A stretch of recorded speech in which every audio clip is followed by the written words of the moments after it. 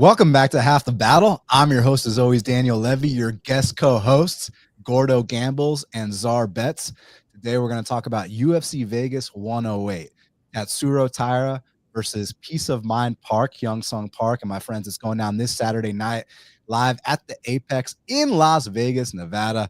We got the back-taking phenom, Tatsuro Taira, taking on someone that a lot of y'all might not know, but you got to know, Peace of Mind Park. He comes to fight. And I know people are sleeping on this card, but we're going to let you know there's some low-key bangers. So without further ado, my friends, let's get right down to business. Because in this main event, we got Tatsuro Taira, who's 16-1, taking on Hyun Park, Mr. Peace of Mind, who's 10-0. Currently, they got it Tatsuro Taira minus 355. The comeback on Peace of Mind Park is plus 280. Both men are 5'7", but Taira is going to have a 4-inch reach advantage at 70 inches of reach. He's also going to have a 4-year age advantage at 25 years old. And in addition to that, he's got the much higher level experience coming into this spot. So, main event of the evening. And I know a lot of people that don't know who these two are kind of disappointed. Don't be. Because if you just want to watch action, that's exactly what this is going to be. This is a sick fight. I got a lot to say about it, but let's get to my guest first. Gordo Gambles, welcome back to Half the Battle. What do you think about this main event? Tatsuro Taira versus Peace of Mind Park. Dude, thanks for having me, first of all. But I do think this is a fun one. They're able to make it on short notice. Hyun Park was actually supposed to fight Steve Erceg before this, but this is a much different matchup, let's put it that way as well. Taking a big step in competition. You know, Tatsuro Taira is not Shannon Ross or Carlos Hernandez or Sungok Choi, right? This is going to be a big step of competition and a 5-rounder.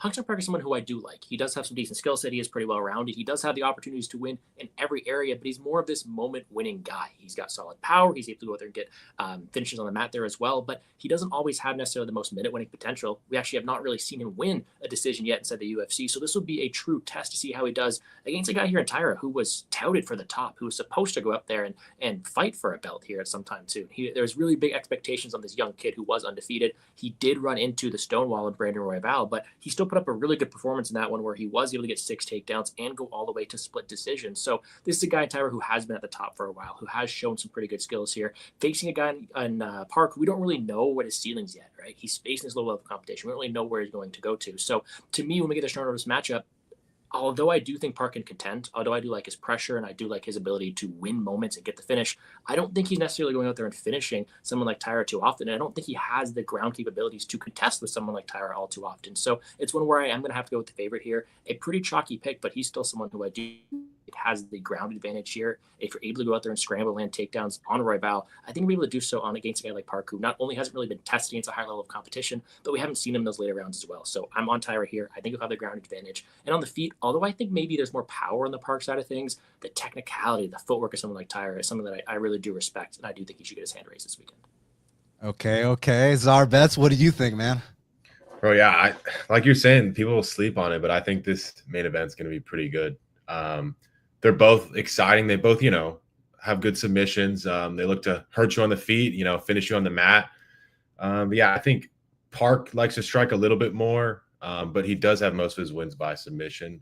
Taira, he's good on the feet. He has some power. He's hurt multiple guys in the UFC, but he looks to shoot, more consistently, seems more comfortable on the mat. And I do think, obviously, he's the better grappler here. He has really good, back takes. And once he gets you down or gets your back, like, it's really hard for people to get up. Like, he has good control. And it's usually, the round or the fight. So, yeah, I think there's a lot of unknowns on the Park side. He was like 27 or something and took 2 years off. Now he's 29. Looked really good against Carlos Hernandez. That was like, his toughest competition yet. And he was like his easiest fight yet, which was crazy. And yeah, he looked really good. Powerful, hurt him to the body, took him down and choked him out. And only like Alan Nascimento has done that to Carlos Hernandez. So that was pretty impressive. I just think there's a lot of unknowns. Like, we don't know, his defensive grappling against anyone on this level. Taira is by far like the best fighter he's ever fought. And you can't really say the same for Taira. He's fought, Royval. So yeah, I think there's some unknowns on the Park side. He might have good cardio. He might be hard to grapple. Maybe he could survive on the mat, make it interesting because he does have good pressure and power on the feet. So yeah, I kind of feel like the line assumes that he has some holes in his game, which is like fair because he hasn't really fought the best competition. But yeah, we don't know. So I don't know. I don't know if I want to lay this price, but I'm not taking the dog shot yet. So I think it's an interesting one. A lot of unknowns. Yeah, listen, I like Hyun Park a lot, man. Especially that last fight against Carlos Hernandez. Like, you don't just get him out of there in the first round unless you're serious. Like, usually guys have real wars with Carlos Hernandez. Even it took Tatsuro Taira a little bit longer to get him out of there too. But like, I thought that for sure Park and Carlos Hernandez were going to have a 3-round war, 1-1 going into round 3, you know, who wants it more type ordeal.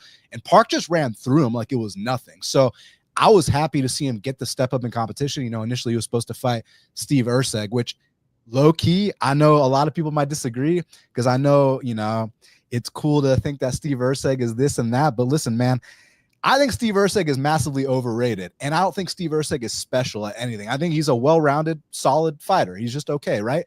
Whereas Tatsuro Taira is absolutely special, and what's special about him is his back-taking ability. If Pantoja didn't exist, Tatsuro Taira would literally be the best back-taker in the flyweight division and arguably the UFC.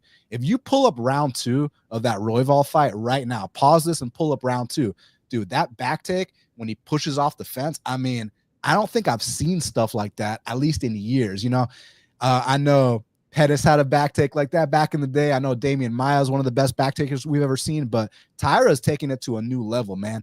And that fight with Royval, so I took Royval there like plus 270, you know, because I thought, not that I had anything against Taira, I just felt like it was a huge step up in competition. I had a lot of questions that needed to be answered.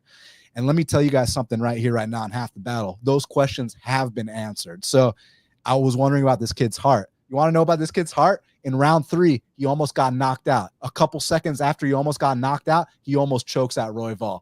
So if you have any questions about this kid's heart, that should answer it for you right then, right there. You know, I mean, this guy is as tough as they come. I heard some people calling him Chinny, which I think is hilarious. Listen, Edgar Chairez might not win every fight, but Edgar Chairez fights every fight. And Edgar Chairez, he might not be a top 10 guy, but he's one of the most physical flyweights on the entire roster. No one's had an easy fight with Edgar Chairez. Ask Joshua Van about that. The other person to drop Taira is the former number 1 contender, speaking of Joshua Van, Brandon Royval. And it was an accumulation of a bunch of shots that put Taira down, and then Taira ends up taking his back a couple seconds later. There is zero heart concern. There is zero chin concern. Actually, after watching that fight, now I think Taira is a future world champion. That's how good I think this guy is. Now, Peace of Mind Park, I love the guy, and I love his progression. He's got the heart of a lion, too, because in a lot of his earlier fights, he'd get dropped. He'd find a way to come back. And, you know, obviously, as he steps up in competition, you don't want to see him get dropped more. But, like, I like the fact that this guy ain't going to come here and, like, lay some egg. It's going to be kill or be killed, which is what I respect about him so much. So, I think Peace of Mind Park is going to go out in true honorable fashion here, man. I think he's going to come out, swing hard, swing some bombs, but eventually what's going to happen is that Taira is going to take his back and the fight could be over shortly after. It depends how this guy's submission defense is, but does it really? Because with Taira, you can have the best submission defense and it might not even matter. That's how good this guy is. I don't know how Royval survived that choke. Actually, I do know. He was saved by the bell. Had there been a couple more seconds, he would have been strangled. And that's, again, in the same round where you almost knocked the guy out cold. Like, dude, that's all I had to see. Now I'm sold on Taira. Now I think that he's the future of the division. And like I said, I think he's got the best back take. I want to say in the entire flyweight division, but maybe in the entire UFC minus Pantoja. So, yeah. All respect to Park. I actually thought he was going to give Erceg a big fight, a serious fight, where he was going to be an underdog, and he would have been a live underdog there. But listen, you step up to the main event, you get the main event bonus. You know, fighters get a little bonus just for being in the main event. So even though it might seem like, hey, you're not going to get your win, your show and your win like you would have possibly against Erceg, he's going to be taken care of. And then after this, because no one knows who the hell he is except like hardcore fans like us, now people are going to realize, oh, this is a tough dude. And he's going to go out in honorable fashion. Like, I don't think he's going to quick tap or anything like that. I think he might let Taira put him to sleep. And people are going to be like, oh, I can't wait for Peace of Mind Park's next fight. So I think it's a win-win for Park. But, man, I got Taira impressively. Co-main event of the evening in the lightweight division. We got Chris Duncan. He's 13-2, taking on Mateusz Rebecki, who's 20-2. Currently, they got it. Rebecki Rambetsky minus 200. The comeback on Chris Duncan is plus 170. Both men are 32. Duncan is 3 inches taller at 5'10", and he's going to have quite the reach advantage at 71.5 inches compared to Mateusz Rambetsky's 66-inch reach. So, man, this is a sick fight. Again, this is a co-main event, so a lot of casuals don't know who these guys are. How is this the co-main event? Well, one guy is the Scottish Justin Gaethje. The other guy is this little Polish, little dynamite. This kid goes forward and he lands bombs. He's got a sick ground game too. Czar, I know you're a little biased because Chris Duncan's been on your show, Parlay Madness, more than once. He seems like a super cool guy. And I got to admit, Czar, I've been very impressed with the improvements Duncan's been making. That last fight against Vucenic, dude, he low-key looked like a Scottish Dricus Duplessis in that fight. Yeah. And not only that, people are crying, oh my God, how did Vucenic get cut? Did y'all watch that fight back? Buddy straight up bitched Vucenic out the entire fight, made him look like an amateur. So initially live, when I heard that he got cut, I was like, man, like, why, man? Give him another chance. But then when I rewatched that fight yesterday, I was like, oh, now I see why he got cut. Because, Duncan gave him a tour of the octagon in every facet of MMA. But Rambetsky is a massive step up from Vucenic. So, Czar, what do you think about this fight? Yeah, bro. As you said, I'm gonna be a little biased, and I do think that Vucenic fight was like his most impressive by far. Like, dominated, hurt him on the feet, took him down. And Vucenic is good, like well-rounded. He was like highly touted on the regional scene, and Duncan he was like a +2 something underdog and kind of mopped him up, and that was super impressive. That's kind of Duncan's thing. He's always +200 and he gets the finish. It is interesting. The market is respecting him now because Rambetsky is, his hardest competition yet probably. And, he's in the ones now. Like he was +200 against Oki, +200 or more against Vucenic. And now he's like +170 to a really good guy in Rambetsky. So I feel like the market's kind of coming around that Duncan's legit, bro. Like he's dangerous. He has power. He has a good front choke, good guillotine, and he's physical, bro. And yeah, you could say the same things about Rebecki, or I don't know how to say his name, but Rambetsky, he has power, physicality, insane pressure. I think he's probably the quicker guy. And yeah, I think Duncan might have a little bit better cardio. Rebecki's probably going to come out hot, land big early, maybe get some takedowns. And then, if Duncan can, use that reach, stick and move, he's got power in his hands too. He can, threaten them on the outside and, take into the later rounds. Maybe he could start cooking. But yeah, I think it's going to be a banger of a fight. Obviously, I'm going to have to go with my boy, Chris Duncan. There's no way I'm picking against him. So yeah, I think it's going to be an insane fight. I'm hyped. Gordo, do you feel me at all on that Scottish Dricus comparison? I mean, dude, that fight against Vucenic, everything he did was super awkward, but anytime he landed on Vucenic, it was like, oh my God, which one of y'all hit me with that? And then Vucenic would try to shoot a takedown on him, instant guillotine, to the point where a couple of them were really close, but it was like, okay, now if you shoot a sloppy shot, that gilly's waiting for you. But it didn't matter. He didn't care because that's how hard Duncan kicks and that's how hard Duncan punches, that this guy knew the threat of the guillotine was there because he had gotten caught in it 2 times prior. But he was like, man, I don't want no smoke standing with this guy. I don't know what to do. Dives head first, gets choked. I think that although Duncan looks awkward, he's slow as hell, he's hittable, he's definitely improving, and he's kind of like huge for the weight class, Gordo. Yes. He is, and honestly, I was a bit scared to do the show with Czar here too because I know he's buddies with him, but I have had some bad luck with Chris Duncan, I'll be honest. And I fully am there to admit my bad bets, my bad reads. I know all these fighters could kick my ass outside the cage there as well, so I'm fully aware.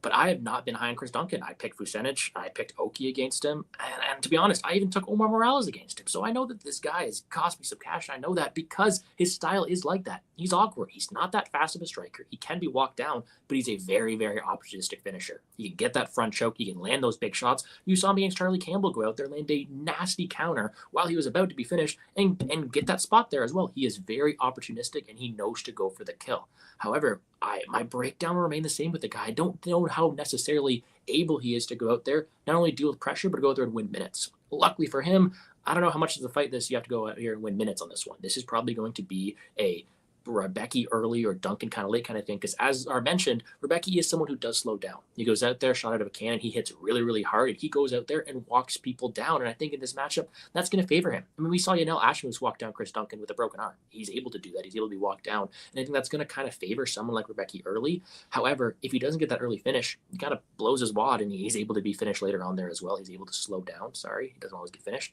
And typically lose optics like that either there as well. So to me, this is a really interesting one, but one where if I'm picking other fighters against Chris Duncan, I'm going to have to do it again here just because I do think he can be walked down. I do think he can be hit.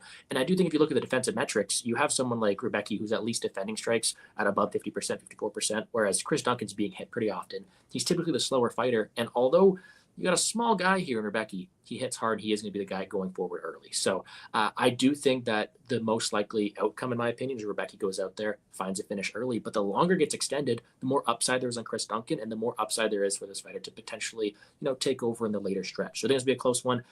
I'm interested to see how much grappling exchanges there will be because Chris Duncan's not a guy who typically goes out there and initiates the takedowns. He's got the front choke series. He can go do that.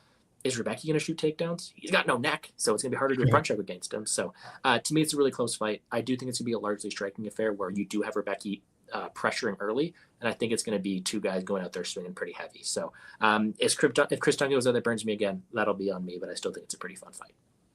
This is an amazing fight. So obviously I got a ton of respect for Duncan, especially considering the fact that he's come a long way. Like you watch his fight with Charlie Campbell. I know the knockout's amazing, but you see those optics. You're like, hey, when he gets to the UFC, this is going to get exposed badly. And I thought Omar Morales was going to expose that for sure. Nope. And then there's been some other times. I didn't bet Vucenic because he was like minus 500, but I thought, hey, come on now. Like this guy's way too technical for Chris Duncan. Nope. Like Duncan had this guy terrified, man. But Mateusz Rebecki is a massive step up in competition from Vucenic and some of these other guys. But I got to give Duncan credit because ever since that fight in Mexico, I've seen a big improvement in his game. And he even talked about how, he's like literally just away from his family, away from everybody in those dorms in Florida. I mean, I know I got some friends on the ATT team, and it's literally like you sacrifice everything for this. And interestingly enough, both Rebecki and Duncan were like a wall apart from each other in the dorm room. So they had to like go to sleep and like, man, this guy, he's getting better sleep than me. This guy's waking up earlier than me. Like they had to go through those mental hurdles. And I know both of them played it cool. Like, oh yeah, no big deal. It's part of the game. But like, I know that's got to be a total mind fuck that like, hey, your opponent is like right down the hall. Y'all might run into each other in the bathroom at 4 a.m. Like you just never know, dude. So, but that being said, Rebecki, being that he's like 5'6", 5'7", if you're going to be that height at 155 pounds, you better be damn skilled. And boy, is he skilled, man. I mean, in the pocket, he's a marauder. You asked about his grappling. I mean, listen, y'all see my Carlos Diego Ferreira shirt right here?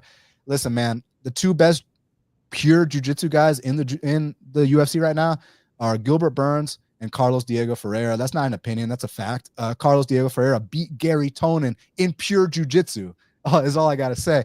And this dude Rebecki was scrambling with Carlos Diego Ferreira. So, I mean, and like you said, probably doesn't have a neck to be choked, but you still don't want to take that risk with Duncan. Duncan, that guillotine is fucking stupid, man. Like it's serious.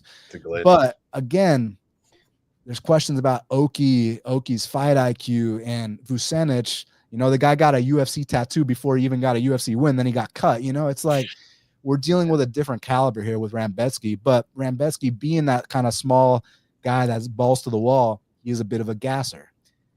And that's what I'm worried about. You do not want to be gassed in front of Chris Duncan in that third round. But that being said, I do think that Rebecki should get it. I mean, the odds indicate that, but yeah, I'm just like scared of getting in Duncan's way because it's like you see certain things on tape, how slow he is, how hittable he is, how much he gets wobbled, and you use that against him, and then he goes out there and bitches these guys out. So, I'm worried about that, but pure pick, I am going to go Rebecki here, man. I just think he's more skilled across the board, but we'll see what happens.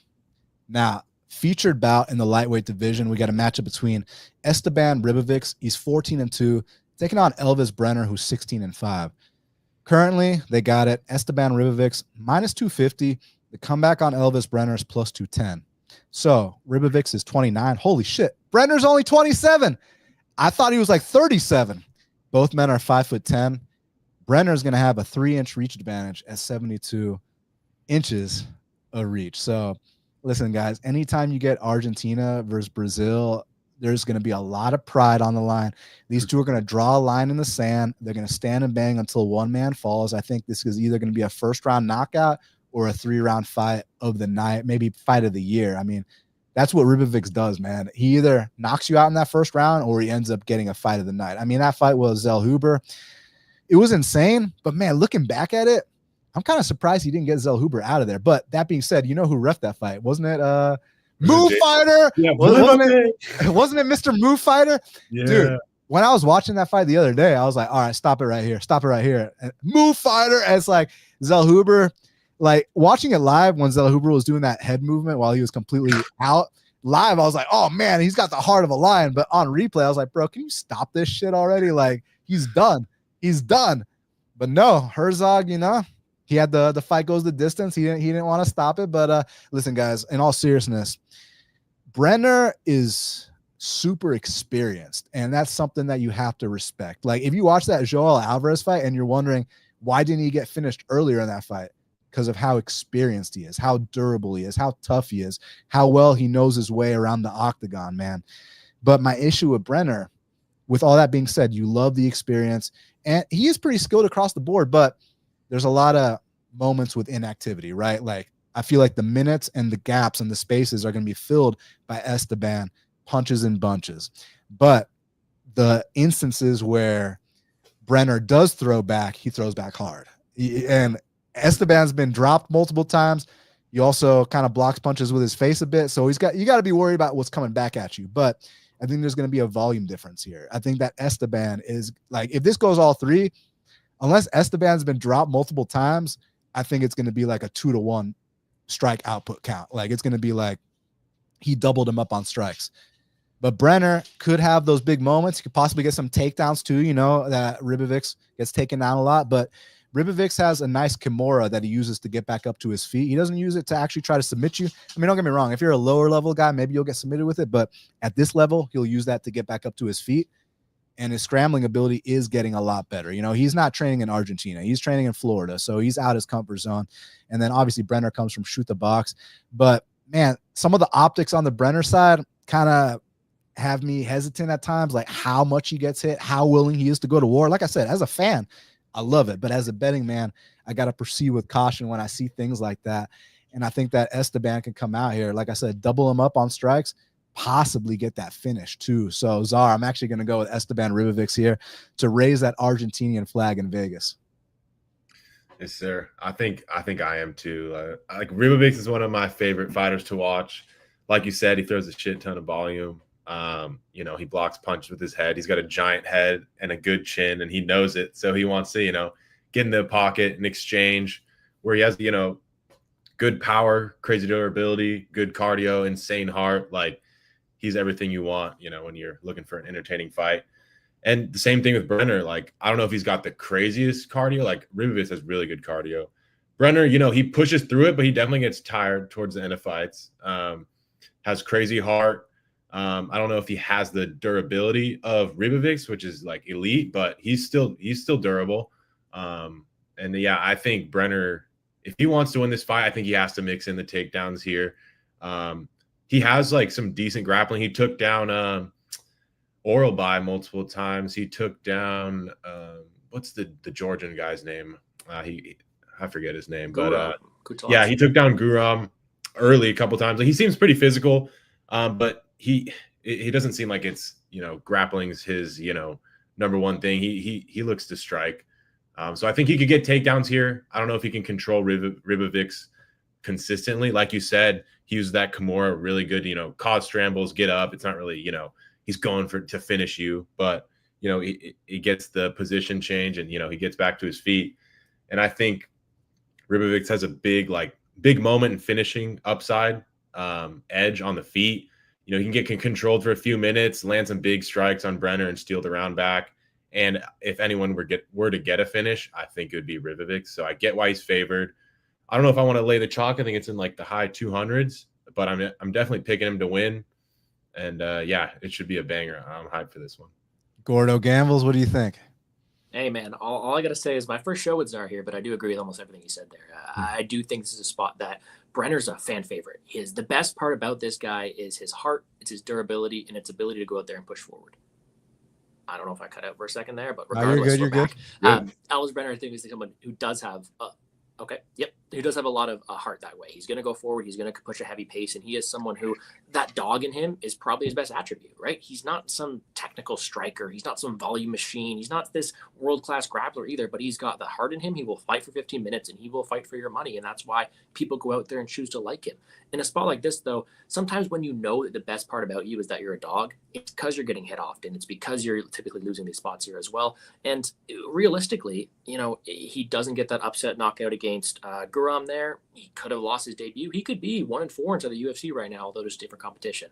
But he is someone who I do think is facing a guy who's going to be a bit tougher of his matchup because Brener does rely on those moments of that comeback, those big shots, and he doesn't really have the same volume, whereas it's going to be really hard to finish a guy like Ribovics who is so durable. Instead, Ribovics is going to have that volume. He is going to go forward. He's got a brick for a head. And although he can be taken down, he works up to his feet pretty well, and he looks to put on that output.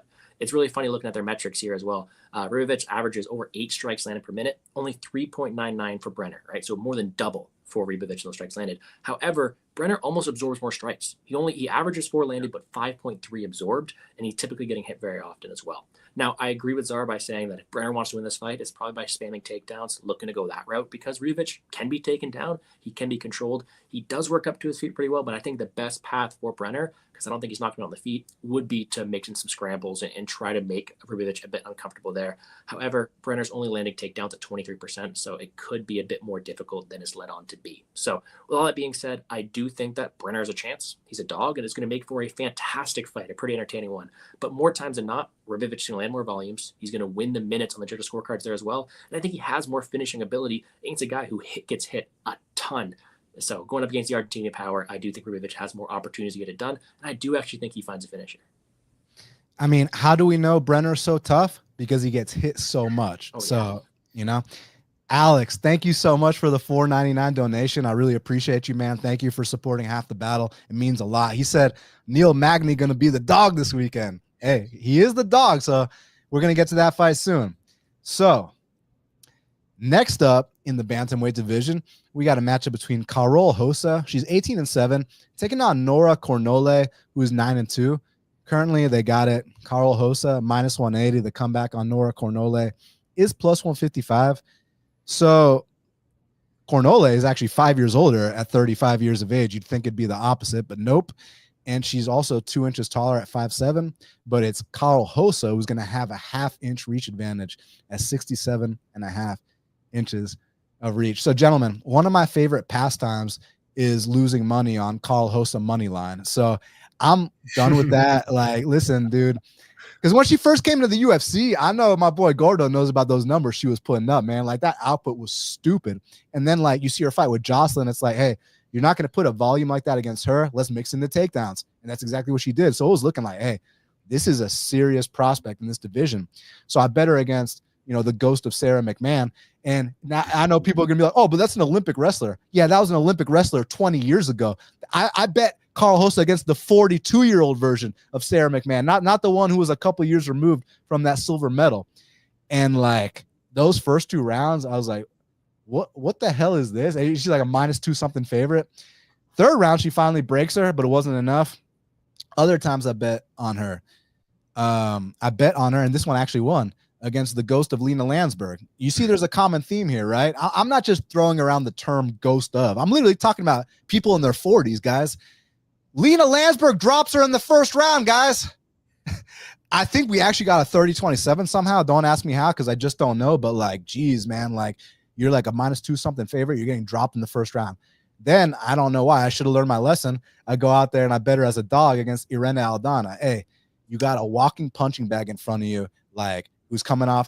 She was just coming off the Amanda Nunes fight where she stared at her, right? It's like, hey, go out there and feast on the carcass, girl. And, like, she kicks her leg off and still loses the fight. I was like, yeah, I am 100% done with Karol Rosa. So now she's going to win dominantly. Gordo, what I got to know here is, because I know how you think, to an extent, of course, but I know how guys like you, guys like my boy Brett Apley, Kyle Marley, people that I respect so much. I know how y'all DFS guys view people like Nora Cornolle, right? You guys probably think, correct me if I'm wrong, that her luck is going to run out at some point, because like, how do you go lose like 7 minutes in a row, then you catch a finish? That's not going to last forever. So what I got to know here is, can she get that opportunistic finish against a habitual ball dropper like Karol Rosa, or is Karol going to, show off that experience and make those minutes count and not give Nora that one opening for a possible finish?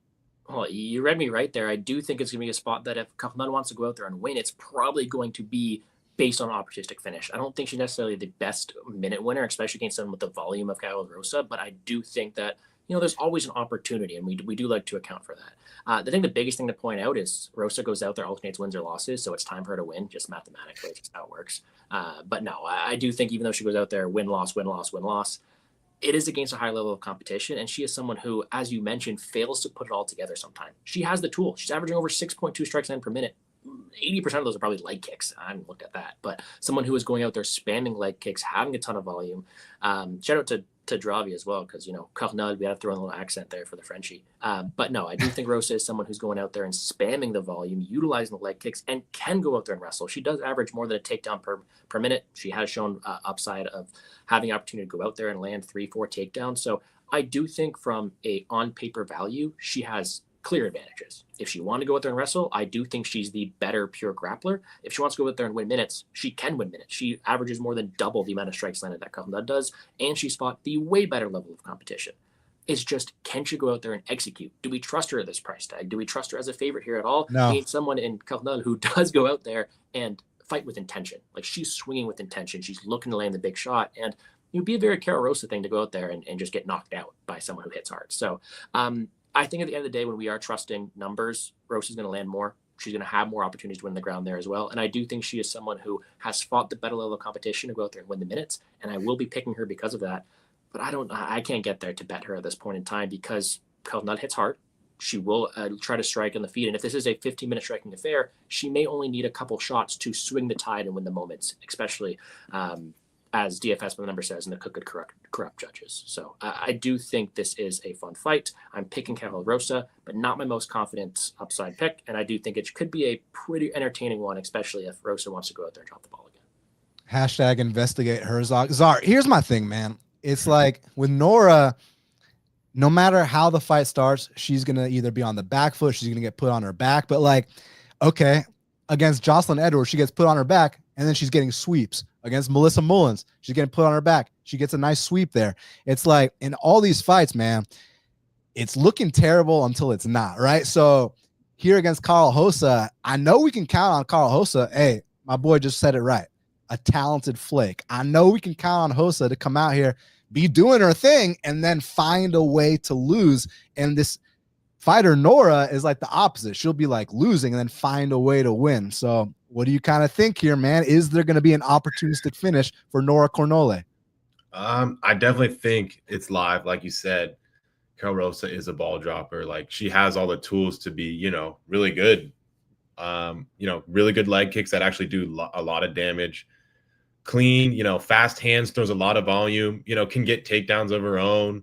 Just, she finds a way to lose sometimes. And I don't know, that Aldana bet, yeah, like, she lost that fight, but I don't think that was a terrible bet at plus money, bro. Like, I think, look, it wasn't a bad bet. It's just the fact that it's like, now I'm -7 units on her lifetime, and that was the most recent one. So it's like, yeah, if that was a standalone bet, hey, no big deal, I'll make that bet again. But it's like, when I have a history of betting this person and it's the same story every time, that's my issue. Yeah, no, I get what you're saying, but I'm just trying to say, I think you made a good bet there. But at least it wasn't -200, right? Yeah. And I don't know. I think she kind of has Cornolle covered. Like, I think she's the minute winner on the feet. I think, she has that problem. She gets stuck on her back. But that is against like pretty good wrestlers. Like McMahon, I know she was 40, but she's a good wrestler. Eileen Perez is a good wrestler. And, those are her two, like, kind of bad losses. And then against Aldana and Dumont, like, those are high level women, who fought good competition, good strikers. So she is losing to either wrestlers or like pretty good strikers. She's fought the way better competition.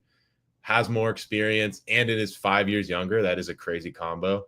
And I feel like she's got her covered everywhere. So I do like Rosa. I think she's going to win here, but it's just, do I want to lay that chalk on a ball dropper? And you know, it's a very valid thing to think about. Like, would I be surprised if she's, you know, looking really good and winning the fight and then fumbles? No, I wouldn't be surprised at all. Cornolle hasn't really fought great competition, hasn't looked great, but you know, she's found a way to win. I feel like she's like the meaner chick. You know, she wants that win, and I feel like she's more of a dog, but I just feel like she's outskilled here. So I'm going with Rosa. I mean, I agree with y'all that Rosa should be favored, right? The experience, the volume. Nora's usually losing fights until she wins, all that stuff. So yeah, I agree with y'all in that sense. But man, it's like thinking about that Alien Perez fight. You talk about how she's this good wrestler and stuff, right? But let's talk about how she dropped Karol Rosa. Let's talk about that. Let's talk about how Lena Landsberg dropped Karol Rosa, right? So it's like, to me, someone as dangerous and as opportunistic as Nora Cornolle can possibly do the same thing here. And if she senses any kind of weakness, if she gets you hurt, she will close the show. So it's like, I don't know. It's like, I favor Rosa, but fuck it. I'm gonna go with the dog here. I'm gonna go with Nora Cornolle to come out here and upset the habitual ball dropper Karol Rosa, and possibly an opportunistic finish. So let's see what happens. Though, if you are looking at that finish line, I opened up plus 1,200 on the knockout for Cornolle, so a decent line if you are looking that route. What was it again? Plus 1,200 on the knockout for. Oh fuck. Yeah. That ain't gonna be plus 1,200 after the show's over, but damn, that's quite the number. Now, yeah. Sorry, were you about to say something, Czar? Yeah, like that Landsberg one. I was watching that, and dude, she lost a point and she got dropped, so that could have been a draw, which would have been really bad. Dude, how did I get a 30-27 there? Can someone explain that to me? She got dropped, but she won the rest of the round, but she got dropped. Like, yeah. Crazy, man. Next up in the welterweight division, we got a matchup between two vets. We got Magny. He's 29-13, taking on Elizeu, Zaleski, Capoeira, Dos Santos, who's 25-9-1. Currently, they got it Elizeu, Capoeira, minus 200. The comeback on Magny is plus 170. So Neil, he's a tall man. He's 6'3". Zaleski's 5'11". Neil's going to have a 7-inch reach advantage at 80 inches of reach. But it's Zaleski, who is actually a year older than Magny, at 38 years of age. So I've been waiting a long time for this fight. Now, if this fight was 5 years ago, I mean, forget about it, man. I'm max betting Zaleski here. Because when you look prime for prime, I think Zaleski's always been better than Magny. I think he's always been more dangerous than Magny. But you got to give Magny a lot of credit. I mean, he's got the most wins in the history of this division, and he's always been kind of a matchup problem. If you're not ready to close the distance against someone like this, I mean, he will wear you down in that clinch. His volume is on point. And even in fights where he gets dominated, like that Mike Malott fight, like if you do not close the show against Magny, he's sneaky, man. He's opportunistic. He's been in the game a long time. So, but the thing about it is Zaleski's been in the game just as long as Magny, you know, and I think Zaleski's a higher level fighter. It's just my boy Zaleski's on his way out. So it's two guys that have seen better days. So I guess the question here, Gordo, is who do you think's got the better current form, and what's your kind of analysis of the odds in the matchup? Well, I do think it is a battle of two older fighters who would, like you said, would be probably a different style of betting line too if this was a few years ago. But I still think it makes it for an interesting one and harder to analyze at this point of their careers. I will say, when Mike Malott did drop the ball there in Canada, I was there, and I've never heard, like, I felt a crowd get zapped more. Like, oh my God, what a disappointing moment. But shout out to Magny. That's what he is. He's a vet of the sport. He's able to compete in all aspects. He will be in the fight as long as he can. And the guy has the most wins in this division for a reason. However, the older he gets, he's kind of resorting more to that cage pushing type of things from distance. He can be hit. He has been knocked down in a couple of these matchups as well. He is someone who also, the leg kicks have been detrimental to him recently as well. But he still is someone who, you know, can compete, especially against this low level of competition. If you're not ready for the top, Magny will let you know that, especially. So I do think in a spot like this, Magny is always live to utilize his range, but also cage push and win minutes that way there as well. I don't think he's that much of a finisher at this point in time, unless you're completely dying in the third round like Mike Malott. I don't think Magny's went out there and finishing. So it comes down to a spot where how really washed is Elizeu Dos Santos? Does he still have the physicality to stay away from the cage pushing on the fence? Does he still have the ability to compete from range? Because I do think he's going to be landing the bigger shots. I still do think that Zaleski dos Santos is going to be the more durable fighter of the two. I know he's knocked out last time. You can't really compare Neil Magny to Chidi Adjukwani. But at this point in time, Zaleski dos Santos is going to be more talented, in my opinion. He's going to hit harder. And I do think even when it comes down to the cage push and the wrestling, although Magny's so much taller, I do think the more physical fighter is going to be Zaleski dos Santos. So I do think at the spot where it's his fight to lose. It could be a point where maybe he's just not cut out for it anymore. Maybe he's on his way out. But I do think he's going to hit harder. He's going to win optics with moments. And I do think he has the physicality to keep his distance, keep his range, and look to land that big shot from the outside. So give me Zaleski dos Santos. I don't know if he's going to go out there and land that big shot. It's hard to say. He's like, all right, he's going to go out there and knock out Neil Magny. Sometimes Neil Magny's able to take a beating. But I do think he's able to win moments and land more output over the course of 15 minutes if that's what it comes to. Zar, is interesting because this is Zaleski's 4th opponent in a row that's 6'3". So if how's he going to deal with the height? This ain't his first rodeo with tall opponents. What do you kind of think about this matchup? Yeah, that is crazy. How many 6'3" guys he's fought in a row? But this is he's fighting like a different style. He had Randy Brown, quick, dangerous striker, and now he's fighting Magny, who's slower, but is going to look to tie you up, but. I think Dos Santos, he's hard to take down and control on the mat. So I don't think Magny's going to be getting takedowns here, but I could see, Magny getting the clinch game going because Dos Santos, he gets stuck on the fence for a little bit. Like he defends the takedowns, but he can get controlled for a little bit. I just think like the big moment and the finish upside is all on the Dos Santos side. Like maybe, Magny could, start cooking late and find a finish, but I feel like more consistently, Dos Santos is going to be the one, landing the big shot, having the big moments. Magny could be doing his thing for 3-4 minutes of the round and get, cracked, and he loses the round. So it's pretty slim margins, I'd say, for Magny to get a win here. And he is the underdog, so I don't think like a Magny decision is a crazy take because he could grind him out. But I think it's slim margins because Dos Santos could steal the round, could get the finish. He's hurting like pretty much everyone he fights, even in his losses. Like he hurt Randy Brown, hurt Rinya bad. I don't know how he survived that. That was crazy. And who else did he hurt? He hurt Chidi too. Yeah, like he's hurting, some good guys. I think he's probably going to have a big moment here against Magny, but I don't know if he'll get the finish. Even though Magny does usually get finished in his losses, I think it's like at least 70-75% of the time he does get finished. But yeah, I'm going with Dos Santos. I don't really know if it's going to be a finish or decision, but yeah, I'm picking him. As soon as the bell rings, Neil Magny is going to come out there and land like 10 strikes in a row. You're going to be like, oh shit, it looks like Neil's back. But then Neil's going to go right into the clinch. So Neil's going to come out. I'm telling you, he's going to double jab, hit a front kick. Like it's going to be looking like volume, range, all these things. It's going to be like, damn, okay, Neil. But then he's going to go right to the clinch. And from there, Zaleski's serious black belt. He's going to be able to pummel for those underhooks. They're going to have a bit of a clinch battle, but I think once they separate again, then I don't think the volume is going to be as high for Neil. I think that Zaleski's going to start chopping him down with some low kicks. Historically speaking, this isn't anything recent. This has been going on for a very long time. Like whether we're talking about the Ponzinibbio fight, the Larkin fight, et cetera, et cetera. This has been going on for years, guys. The leg kicks are going to be a big factor.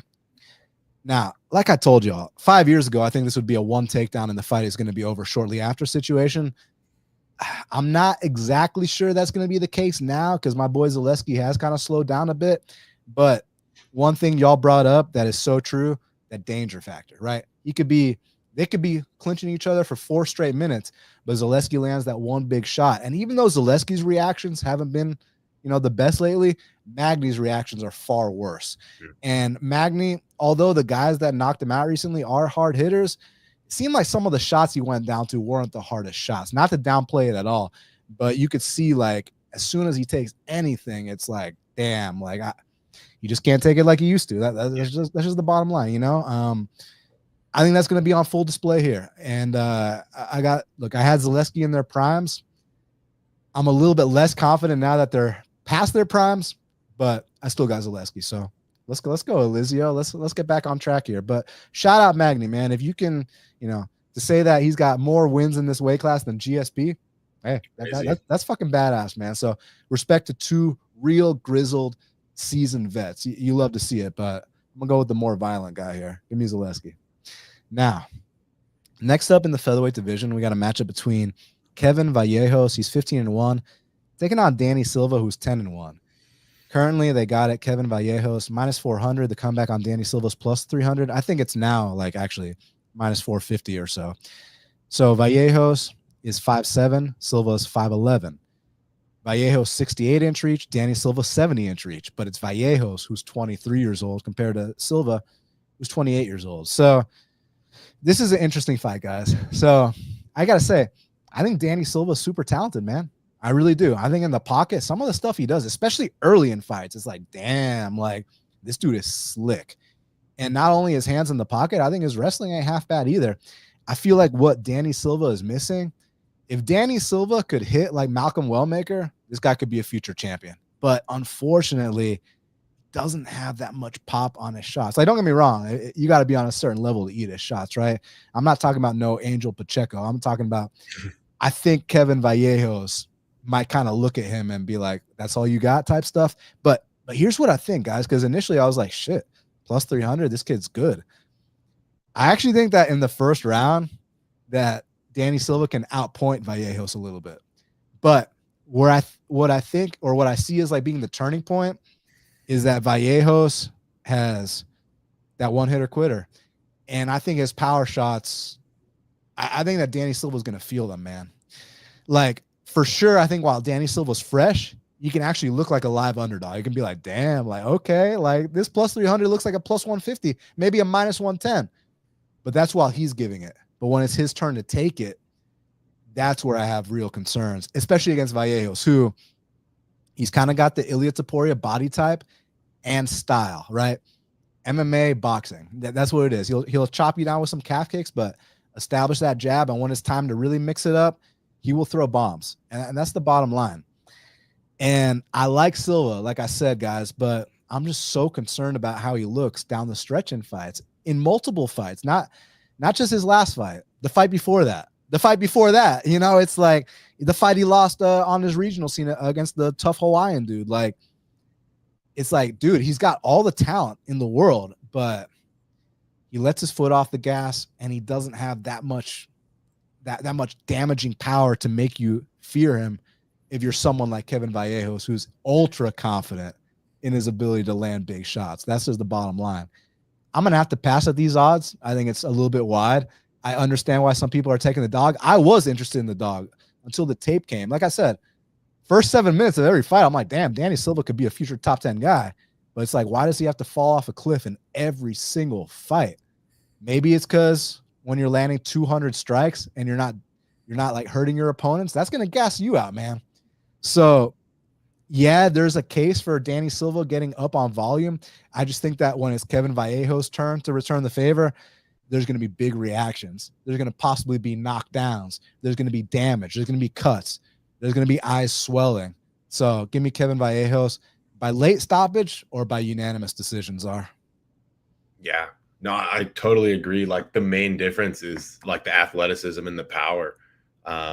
Danny Silva, and like you said, like Danny Silva comes out hot and he looks, dangerous, looks really good early. And then he kind of just, I don't even know if he's tired, but it just seems like the danger factor just goes down a lot. Like in the Lucas Almeida fight, he was looking pretty good early, pressuring, throwing good volume. And then like down the stretch, he clearly lost the third round. I don't know if he was coasting because he thought he was up 2 rounds, but round 3, he didn't really do much and like clearly lost the round. There's an argument for Almeida like winning that fight, like straight up. Definitely the third round. I don't know about the first one of the first 2 though, but definitely the third round. It was close. I scored it for Danny Silva, but round 1 was like closer than I remembered because I thought it was like clear 2-1. But yeah, he's gone to 2 split decisions in his wins. The Coolbaugh fight, like you said, he came out hot, hurt him right off the rip, and then like that was the first minute he was looking really good, and then even the rest of that first round, he was getting pieced up.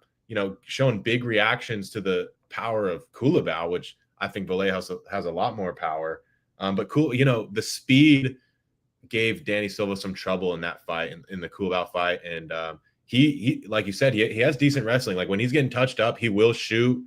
He got a a lot of control time in that fight, got some takedowns, and I feel like that's what, got him that win. I scored that one for him too, in a split decision, because he kept it close enough on the feet in round 3, got some control time. But yeah, I think Vallejos, he came out a little not hesitant, but he came out calm and patient against Choi, and then landed the big shot. And I could see Silva, winning the first couple minutes of the fight, throwing more volume. But once Vallejos starts going, I think he has a really good chin. He has a lot of power, and I see him hurting Silva in this fight. So I'm going with Vallejos, but same as you, I'm passing at these odds.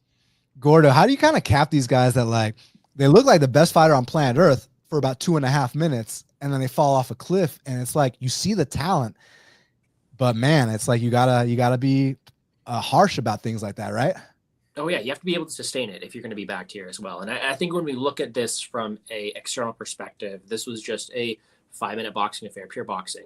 Maybe Danny Silva has the ability to win this one because he has volume. He has the size in this matchup here as well. It could look like where there's a viable underdog. And I think when we compare it that way, skill for skill, maybe this line's very wide. And I feel really boring being on the show and picking only favorites so far, but this is still going to be one where I'm going to have to go back to Vallejos. Vallejos has been a guy who I really do think is the real deal. I really do like this guy. Younger than I am, this dude's like an absolute, still getting into being the type of fighter he's going to become. And I bet him in every single fight so far. I bet him against John Silva, which is telling you something there as well. Horrible bet on my part, looking back at where John Silva has become now. But this is a guy who John Silva couldn't put away. John Silva's knocking out everybody else's path now. It only shows his durability, and Vallejos is able to squeak out some shots there as well. So when you're comparing the two fighters, the power that Vallejos has, the ability for him to be on the hunt and land that finishing shot, I think that is able to separate him, someone like Danny Silva here as well. And although Danny Silva's going out there, he's landing a ton of volume, right? 7.36 shots landed per minute. He's absorbing 7.96. He's absorbing 8 strikes landed per minute. And, you're letting Angel Pacheco going out there land 197 strikes on you. You're needing over 5 minutes of control time against Josh Kulabau to beat him, right? I don't think you can get 5 minutes of control time on Vallejos, and I think if Vallejos gets 197 strikes on you, you're going to sleep. So I do think that in a spot like this here, you take Vallejos and he separates himself with the ability to not only land the more powerful shots, but to maintain that over 50 minutes, having the durability, a brick forehead to go out there and withstand all this damage. And I do think he has a decent ground game, or at least a decent physicality to keep it upright, to not really have to worry about the resting of Danny Silva here. So I think in hindsight, especially early on, Danny Silva could look live. This guy's got some great boxing. There's nothing against that. He's a big dude, good boxing. But the longer the fight goes, if I'm here and I'm looking at this fight, I'm scared. I'm clenched every single time that you get landed on by Vallejos. I'm not that worried when Silva's landing, right? So the moments, the minute winning opportunity, the pressure, and just the hype around this Vallejo guy, I think is going to carry him out. And a guy who I do think should be favored to win the spot here. I'm picking him to win the Argentinian parlay. I've been throwing around a lot this week. So I don't know. I do like Vallejos. I do think he's the real deal here. And I think he's only getting better at 23 years of age. Okay. What's that paying out, the Argentinian parlay? I haven't looked in a while. I know these lines are getting super inflated here as well. So I'll check for you right here. Yeah, take your time. For the fans, listen, guys. I saw Kevin Vallejos tweet some stuff out. Now, obviously, Yes. Take it for what it's worth. It might be fake news, or there might be something to it. But he said that he's hearing that Danny Silva might miss weight. And then he's also saying if he misses weight, I doubt he takes the fight and this and that. But, it could also be mind games knowing that they're about to enter a weight cut. Danny Silva's 5'11", cutting to this weight class. Maybe he's just fucking with him a little bit. Danny Silva's like, what are you talking about, bro? Like, just to get in his head a little bit. Who knows? Or maybe he actually heard something. But I just want to let you all know that I saw that. But yeah, just, proceed with caution. But let's see how they look Friday. Minus 135 right now in the Argentinian parlay. Okay. And for y'all that were wondering, that's Ribovics and Vallejos. Correct. Minus 135. It's not half bad. It's not half bad. Who's going to be the big sweat there? Is it going to be Ribovics getting into another life and death war? I think it's the first 5 minutes of the Vallejos fight. And then because Danny Silva looks fucking good every fight to start, Yeah. For sure. All right. Next up in the middleweight division, we got a matchup between Nick Klein, he's 6-2, taking on Andrey Pulyaev, who's 9-3. Currently, they got it. Andrey Pulyaev minus 150. The comeback on Nick Klein is plus 130. So Pulyaev is 6'4", Klein is 6'1". Pulyaev has a 79-inch reach. Klein has a 77-inch reach. Pulyaev is 27 years old. Klein is 29 years old. So Gentlemen, this is two kind of awkward, kind of goofy guys going at it a little bit. Now, I know I say this every single time Nick Klein fights. This is not Nick Hyun. This is Nick Klein. For y'all old school UFC fans, if you don't know who Nick Hyun is, there's a dude that used to fight in the UFC, and his name was Sergeant Nick Hyun. He's from Germany. So he had this fight with Drew Dober, right? He beats Drew Dober by decision. And it's actually in Germany, in Nick Hyun's backyard, right? So so Drew Dober ends up going to Nick Hyun's after party, and then he marries Nick Hyun's sister. I'm not kidding. This happened. Dober. So Nick Hyun whooped Drew Dober, and Drew Dober's like, yeah, you're going to beat me in a fight? Well, I'll just go marry your sister. That literally happened, not joking. So anytime Nick Klein fights, I'm always reminded of Sergeant Nick Hyun. But yeah, this is a different guy, different weight class, but great story. Regardless. Crazy story. So this guy, blue collar Nick Klein, not Sergeant Nick Hyun, blue collar Nick Klein, he's kind of like a middleweight Chiesa in a way, right? Like maybe not the same submission ability, but like same body type, same awkward striking, and he looks to get it in the clinch right away. Known for his cardio. I know the last fight was what it was, but people holding that against him, saying he needs to work his cardio more or something. Fuck that, dude. He was going up against a physical specimen. Like when you're going up against Mansur Abdul Malik and you're trying to grind that guy out, then you rock him, you know he got super excited. It's like, bro, you're being walked down by a monster, right? You're getting your ass whooped by a monster. Then you land the lottery ticket, hitting elbow against him. I mean, I'd have an adrenaline dump too. It's like you're fearing for your life. You know you're about to die. You land a Hail Mary. Fuck, let's empty the tank. But listen, I don't think he's fighting a future top 10 guy or a physical specimen like Mansur was there. Here it's a little bit different. But with Pulyaev, he's one of those guys that you might watch his fights, you might watch tape, and you might think that he's not that good, but then he'll go out there and upset the fighter you picked against him, right? Like on Contender Series, I picked Pulyaev against Liam Anderson, right? Really? And my thing was like, I'm not sure if this guy's good or if he's not good, but I know that body type is super tough to deal with. I know he's physical, and I know he's super durable too. And you saw that on full display against CLD, man. I mean, CLD gave this guy a tour of the octagon, but man, this dude's like a cockroach, man. You stomp him out, he's still like moving, like he's tough, man. Like you got to give him credit, and he's awkward too. And I feel like once he gets a little bit of experience under his belt, I'm not saying he's going to make a run, but I actually think he can win a couple UFC fights along the way. With blue collar Nick Klein, man, I got to keep it a buck, guys. When I saw his Contender Series fight, going into the Contender Series fight, I picked against him. He actually came on. He went onto the video I did. He left a comment, really? talking a little bit of shit. So then in the Mansur fight, I said, Nick, if you're watching this, because I know you watched my last one, I look forward to you coming back and commenting on my on the video after this one. We didn't get a comment after the Mansur one, but listen, man, I do respect the guy, because anytime you're one of these guys that, you can take that ass whooping up front, but if you're still there and your opponent starts to gas out, Nick is one of those guys that'll take over late, in those kind of situations. But like Pulyaev doesn't really strike me as a gasser. I know that, skills wise, he needs to catch up in certain spots, but like, I don't know if like he's the kind of guy that's just gonna, dish a little bit, then gas out, then get grinded out. Like he doesn't strike me as that kind of guy. So I actually do favor Pulyaev in this spot, but I'm curious to hear y'all's take. Czar, what do you think about this fight? Yeah, I like Pulyaev here. It's actually one of my few bets that I already have locked in. I bet on Pulyaev at -127.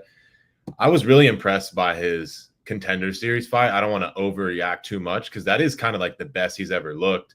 And I remember that week he was a pretty big underdog, and a lot of people were picking Anderson. I remember that. So respect to you for picking Pulyaev there. He looked really good, hard to take down, clean striker, kicks, good punches, and he's fast, and they looked like they had some snap and had some power on it. Yeah, what I saw there, I think I can, pick him to beat Klein. Klein, he's a tough guy, physical. He can get you down, find a submission, but I feel like that's his it's hard for me to see him winning a decision here. So I think most of his path to victory is like a catching Pulyaev in a sub. And then I think Pulyaev could, stay on the outside, stuff the takedowns, win a damage versus control type decision, or finish him. So, yeah, I like Pulyaev. I like violence. I bet on that too. Like it doesn't go around -170 just because I feel like most of Klein's winning equity is a finish. And then I think it's like 50-50, maybe 60-40 for a finish on the Pulyaev side. So I like violence and I like Pulyaev here. Gordo, here's what I do know. On the feet, blue collar is going to look like a deer in the headlights. Oh, yeah. He's going to kind of be running away. No confidence in his hands. Spam a couple kicks, but he's going to get outpointed standing, in my opinion, for sure. Question is, can he get those body locks? Can he drag this to the mat? Can he start to grind this guy out? Who, like I said, he's tough to finish, but he will concede some bad spots from time to time, and maybe there's a lack of urgency at times. So I guess that would be my concern here. Nick Klein was actually favored when the odds initially dropped. What do you think? I think it's a pretty close spot here. I think right off the bat, I did end up picking the dog here, Nick Klein. Let me explain it to you real quick. I do think that if we use one of my favorite analogies, if we go out here, if we were to load these two fighters into UFC 5, the better fighter is Pulyaev. You were able to control him and tell him what you want to do to the cage. He's the better fighter. He's got better strikes. He has more physicality. He's the bigger dude here. But my issue with him, he doesn't always have the most intent, the most purpose inside the cage. With Nick Klein, he's not as skilled, but he is going to dive for legs. He is going to make the intent to make it to the ground. His name is blue collar because that's what he's going to do. He's going to work for it. And I do think he has that dimension inside his game where he's going to do whatever it takes to get the fight to the ground, to get it to his realm. So although I don't have the confidence to go out there and say, okay, Nick Klein's going to dominate this guy on the ground, I know he's going to do whatever it takes to try to get it down there. And I think that's not only a little admirable, but also I think that a path that he can succeed. Anderson had 6 minutes of control time against Pulyaev in that spot here. We've seen Pulyaev submitted a couple of years ago on the regional scene by some lesser opponents here as well. It's not like he is some perfect grappler. He gives up these opportunities. He has a spot to be finished. Let me reiterate. If this fight's a striking battle, Pulyev's a better striker. There's no doubt about it. Klein landed a big shot against Mr. Abdul-Malik. He still looked pretty awful on the feet there.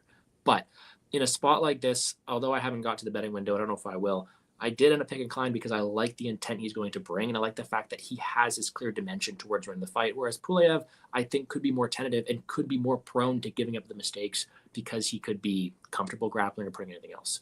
I do like Zar's look in the under because Pulyaev does some pretty vicious ground and pound. Klein does like to go out there and look for some finishes. Regardless, I think it's going to be a pretty fun fight. I did slightly lean towards the dog here in Klein, but I think it's going to be a lower level affair that I don't have the utmost confidence in. Hey, fuck it. Stand your ground, young man. If that's who you got, so be it. You know what I'm saying? Now, next up in the bantamweight division, we got a matchup between Rinya and Nakamura. He's 9-1, taking on Nathan Fletcher, who's 9-2. Currently, they got it Rinya -400. The comeback on Nathan Fletcher is +300. So Rinya is actually 30, and Nathan is 27. So just so y'all know, it's gonna be 30-27 at the end of this fight. But both men are 5'7". Nathan Fletcher's got a 1-inch reach advantage at 70 inches of reach. Zar, I want to hear what you got to say about this, just to set the table. I've been way more impressed with Rinya. I know you kind of pulled a stunt against a much more experienced guy his last fight, but up until then, man, I think that when you get one of these kids who he's knocking guys out impressively, he's getting Kimuras, he's 30-27 in guys. He probably thought he was God's gift to fighting. He was undefeated, had to take his first setback, and now, just like Chris Duncan, just like other fighters we know, Rinya is in those ATT dorms. Like, this guy is living there away from his family, sacrificing everything. We know that he's going to have to give his best version in this fight. And with Nathan Fletcher, man, I don't want to sit here and be disrespectful towards anyone that, walks into the UFC's octagon and gets that cage locked behind them, because it's admirable. But I think that this is probably, I'd say, towards the lower end of like the entire roster. I don't think this guy belongs. But what do you think, Zar? Yeah. I sort of similar to you. Like I'm impressed with Rinya. I mean, Gafurov, that's a tough fight, bro. I know he was a big favorite, so that's why he kind of got shit on for it. But that's a tough fight. Like, Rinya is a crazy athlete, like physical, explosive, good takedowns, like speed and power. But yeah, he's just not very experienced, and he fought a guy who, has the speed and the power on the feet, has a physicality also, has a wrestling himself. So he's not going to be easy to take down. He's the much more experienced striker. And he got cracked early, and Gafurov has power that, made him hesitant. He's like, I don't know. If I shoot, I don't know if I can take him down. This guy's physical and he's a wrestler also. And if I, exchange with him, he's going to crack me again. So that was just that was a tough matchup for Rinya. And I don't think that Nathan Fletcher has, the physicality of Gafurov. He doesn't have the power of Gafurov, or he doesn't have the danger factor. Obviously, he's a jiu-jitsu guy and he could catch a submission. And I feel like that's kind of his only path to victory here, is to catch him in something off his back, because I don't think he's taken down Rinya, and he's been taken down by much, worse wrestlers with way less, horsepower than Rinya. So I see Rinya outstriking him, maybe hurting him. And then, I think the takedowns are going to be there also. And I don't really see how Nathan Fletcher wins a decision. So maybe you take a look at his submission prop, but I don't know. I think it's Rinya here, either a finish, but I lean towards a decision probably. The first time I saw Nathan Fletcher actually was against Dominic Wooding in Cage Warriors. But the next time I saw him, this guy lost to Khan awfully. I'm sorry, guys, but that's quite awfully the worst look you can have. If you have any prospects of winning UFC fights, no guy that lost to Khan awfully is going to win UFC fights long term. That's just the bottom line. I think that Rinya, listen, you got humbled, kid. You went back to the drawing board. You didn't let that loss define you. He's going to be too physical, like you said. He's a minus 400 favorite. I don't need to say anything else. I got Rinya. What do you think, Gordo? Yeah, that Offley fight made me think that, Offley actually wasn't that bad. So I don't know. We can just stop the breakdown right there. Yeah, honestly. You know what, man? I have to give my props to Nathan Fletcher, though. I mean, on The Ultimate Fighter, he was out there walking around a broken fibula. The guy's tough. He won't quit it himself. You could argue he maybe won his last fight there as well. I think. Real quick. Sorry to cut you off. How did he get cleared with that? He did not get cleared. He actually, the reason he fought for Moscow was because he couldn't get cleared because his fib was broken. Got you. But he was still walking so he around. broke that against Offley or what? I believe so. And then he was still walking around wanting to fight with it. So good on him. He's a tough dude. And I do like the guy, but let's be completely real with ourselves. This is a clear, the A side here is Nakamura. There's no debating that. He is the A side. He is a huge prospect, and this dude is the real deal. His wrestling credentials, his ability to go out there and fight at a high level, the fact that he's been blending in the striking.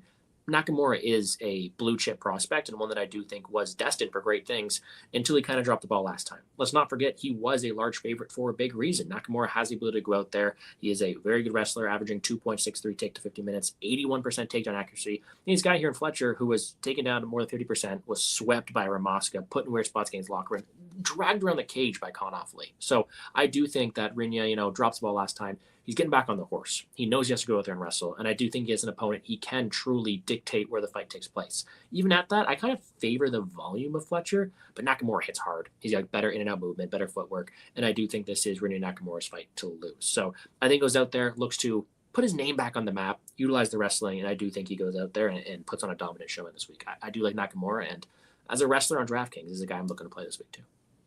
My friends, before we talk about the next fight, I need you all to do me a huge favor. Please hit that like button.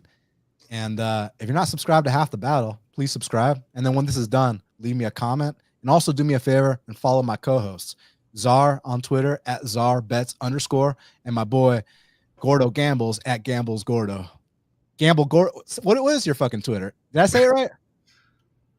Yeah, it's Gambles Gordo because for some reason it's not Gordo Gambles. And I couldn't tell you why. I always fuck it up. Brett Apley always fucks it up. So I feel vindicated here. But y'all know what you got to do. Follow these guys. You won't regret it. Smash that like button. Subscribe. Now let's talk about the next fight. The next up in the middleweight division, we got a matchup between Rodolfo Vieira. He's 10-3, taking on Tresean Gore, who's 5-3. Currently, they got it Rodolfo Vieira minus 200. The comeback on Tresean is plus 170. Both men are 6 feet tall. Tresean's got a 2-inch reach advantage at 75 inches of reach. Rodolfo is 4 years older at 35 years of age. So this is very, very interesting, gentlemen. I mean, when this fight first got announced, I was like, oh, man, Rodolfo's going to take this guy down one time, and the fight might be over shortly after. Now, that's still obviously in play that could happen. But what happens if he doesn't get the takedown? That's going to be kind of interesting. But I have probably the most experience with Gore out of anybody on MMA Twitter because I called this man's pro debut in the NFC as well as his sophomore appearance, possibly his third fight too, but I know for a fact I called his first 2 pro fights in the NFC. And yeah, listen, y'all know that I'll keep it a buck with you about prospects from Georgia. Like I told you before Malcolm was ever in the UFC, that Malcolm Wellmaker is the best prospect we've ever had in Georgia, and how high I am on Malcolm Wellmaker. I mean, when I saw Malcolm with headgear, big gloves, and shin guards, I thought that this guy was going to make it to the UFC, right? When he was just a kid. Whereas Tresean was a little bit different because Tresean's got all the physical tools and the athleticism and all that stuff. But like when you get to the UFC at only 3-0, man, it's so tough because it's like you have to grow up on the job. You have to learn while, you know, you got the magnifying glass under you, man. Like, it's like he didn't get a chance to really develop in his regional scene. Like, yeah, I talk about how I called his NFC fights, but it's like I called his debut and his second fight. He has one more fight, then he's on the Ultimate Fighter. It's like, dude, where was like, you know, fights 4, 5, 6, 7, 8. Now we get to Ultimate Fighter. Then the UFC. It's like, bro, he never had time to develop. So it's really unfortunate. The other issue I have with Tresean is that he's a gym hopper. You know, first he's ATT Tresean, then he's Fortis MMA Tresean. Now all of a sudden he's MMA Lab Tresean. Like, don't get me wrong, do what's best for you, bro. But like, when I already have questions about like your experience level coming into the UFC, you haven't paid dues at all. You know, it's like, I say he hasn't paid dues, but you know what I mean? Like, yeah, obviously he's paid dues, but he hasn't, you know, he hasn't even had 5 pro fights before he got to the UFC is what I'm trying to say, guys. And I also know you're a gym hopper. It's like, man, it's, I don't know. With Rodolfo, some of the best jiu-jitsu in the UFC, some of, not the, but some of, and his striking's gotten a lot better too. And the guys that he's had issue with, you know, most recently Petrosky. I mean, listen, man, I know Petrosky's got his faults, but Petrosky's a seasoned grappler, man. Much more seasoned grappler than Trey. Mm-hmm. So it's like you couldn't get takedowns on Andrey. I mean, okay, go in the future going forward against really good grapplers. I'll keep that, you know, noted. But against Trey, I think that's kind of irrelevant. Against Fluffy, you gassed out badly and got caught. Now, I know Trey's got a nasty guillotine too, but it's a different caliber we're talking about, guys. Like, Fluffy's 1 win away from a title shot. Fluffy's got the best pace in middleweight history. Fluffy's the kind of guy that will attempt, I mean, how many takedowns did he attempt against Michelle? Like 27 or something crazy like that, dude? You know what I'm saying, man? So, like, it's just different calibers. But all that being said, I can preface this all I want. I can set the table. I can, you know, use all these big words. But if Rodolfo gets his takedown stuffed, he might be fucked. That's the bottom line here. So, Gordo, I got to know, is this a one takedown and the fight is over shortly after situation, or sprawl and brawl, maybe an upset? Well, it could be. I do think this is a very competitive one. To answer your question, about like 29 takedowns attempted by Anthony Hernandez. 29. I said 27. I was wrong. You were there. But this is a spot where we do have a clear path to victory for someone like Vieira. There's no denying he is a phenomenal grappler. He has all the credentials of back. We know that he could probably end this fight quickly against someone like Tresean Gore, who is relatively experienced. But what I do think it comes down to is a lot of the time, even as we saw last week with Buchecha and Almeida, or Buchecha/Almeida last weekend, but him not being able to get the takedowns and dominate on the mat, sometimes if these BJJ guys can't get the fight down, they'll struggle on the feet. The difference here, although Tresean Gore hits very, very hard, he's a moment guy. He's a finisher type of fighter. He's not that same type of minute volume guy. He averages less than 3 strikes landed per minute. He typically wants to go there, rip your head off, or he's not really winning optics that way as well. So it's a bit harder for him to go out there and separate himself in the striking here as well. So I think this is truly Vieira's fight to lose. I do think, as you mentioned, if he can't get the takedowns and this is a striking affair, Gore hits harder, Gore could win. But Vieira is still landing more shots in the feet. He is still becoming more and more comfortable there. And although Gore could land that big knockout shot, he's not always the best point fighter, and he's only a couple months removed from just getting an absolute beating from Marco Tulio there as well on the feet. So maybe he himself, the guy who got hit by Cody Brundage and got knocked out there as well, this could be another spot where we don't know where Tresean Gore's chin's at, and if he is in a striking affair, who's to say that he's going to absolutely maul Vieira on the feet? So I think not only there's a grappling advantage for Vieira here as well, but I do think he could also potentially win a striking-based decision if it came to it, because of the lack of activity from Tresean Gore. Now, am I picking him at -200 over Tresean Gore on the feet? Probably not. I'm not in love with the volume Gore as attempted.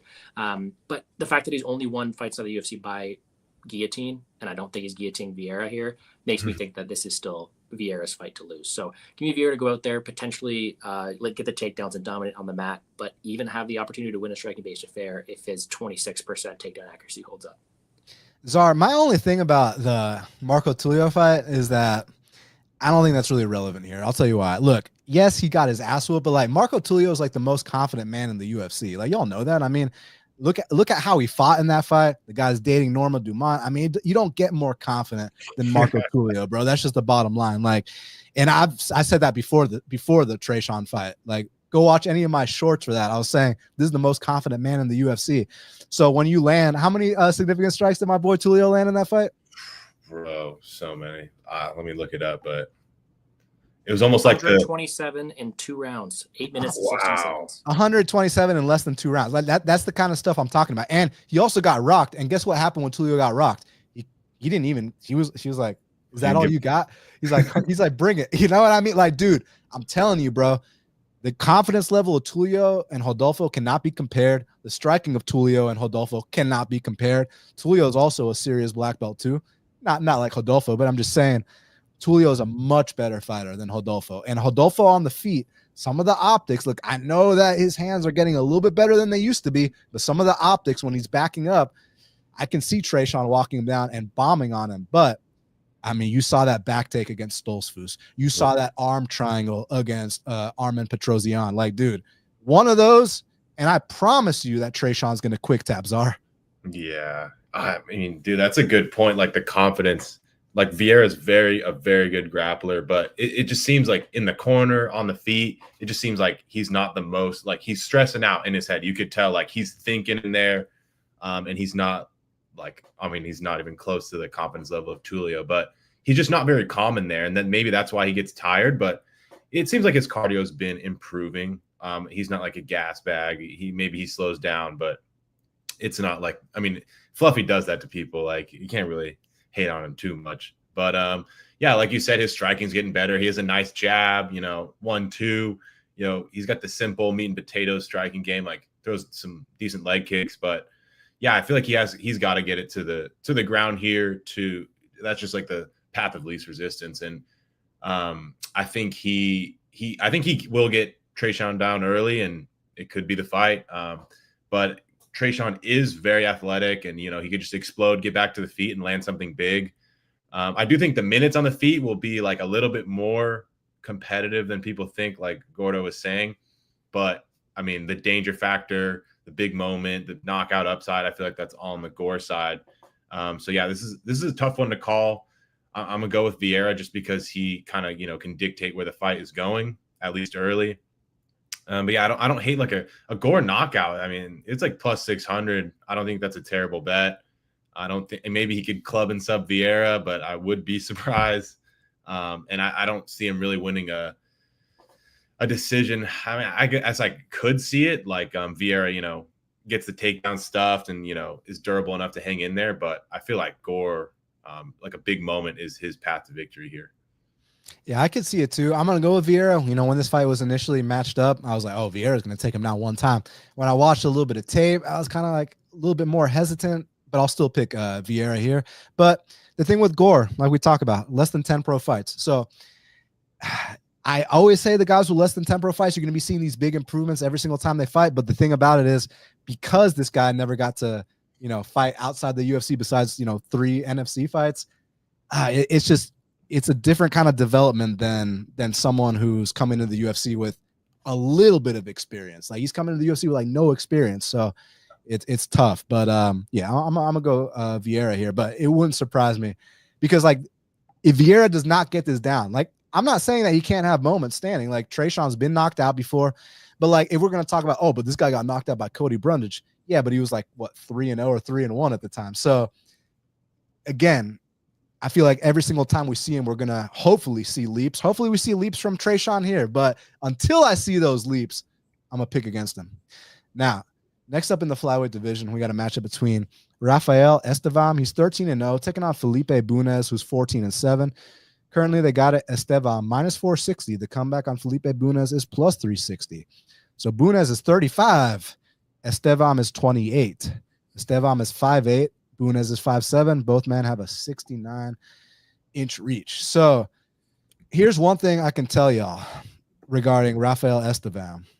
Listen, man, he's relentless with his takedowns. Comes from a great camp in Novo, and yeah, the guy's strong. But I'm going to look y'all in the eye with a straight face and tell y'all right now, that 13-0 record is not going to be 13-0 much longer. I'm not saying he's going to lose this fight, but I'm saying if it's not this fight, it's going to be the next fight. And if it's not the next fight, it's going to be the fight after that, because there's no way that A, he can keep making 25s or keep missing weight at 25s and be allowed to take the fight. And B, habitually losing the third round in every single fight because you're gassing out badly. C, people are going to figure out your style. You're one-dimensional as hell.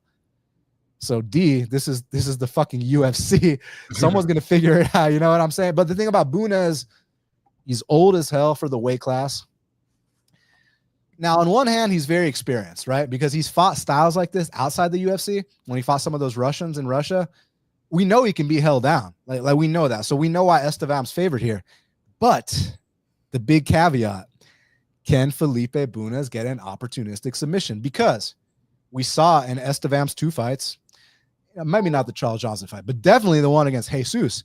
Jesus had an omoplata attempt, had a guillotine attempt, took him down more than once.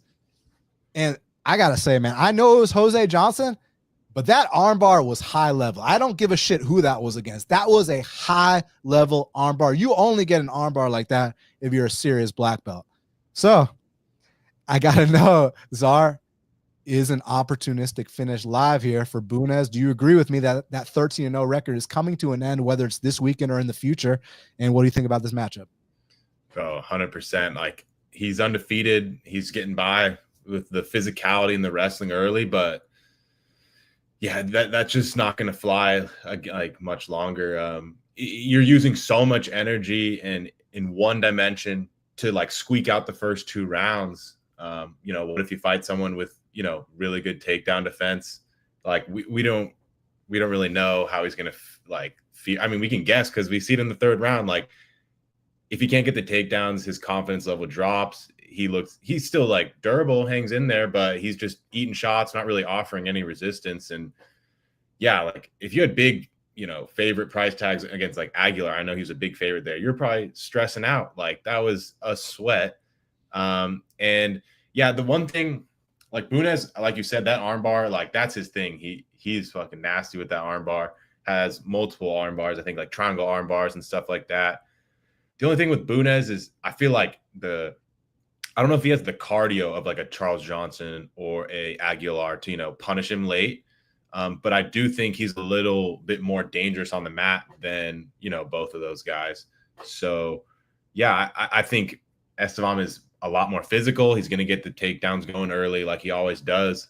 But yeah, he could get caught and he could also gas out. So I don't really know how he looks better than his price tag. I feel like he's like minus 450. I don't really see how he looks, better than that. And I could easily see how Bunes, looks live. Like he puts him in some tough spots early, landing big shots late. I do think he's the better striker. Like, he's not the best striker, but he's versatile. He's got power. He's pretty quick.